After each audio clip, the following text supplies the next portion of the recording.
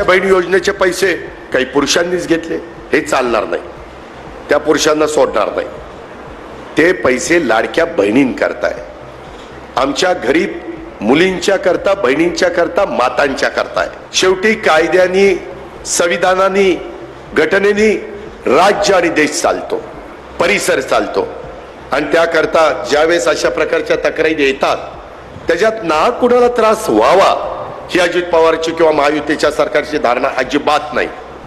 पण चुकीचं होत असेल तर ते थांबवलं पाहिजे, दुरुस्त केलं. त्या बहीण योजनेचे पैसे काही पुरुषांनीच घेतले, हे चालणार नाही.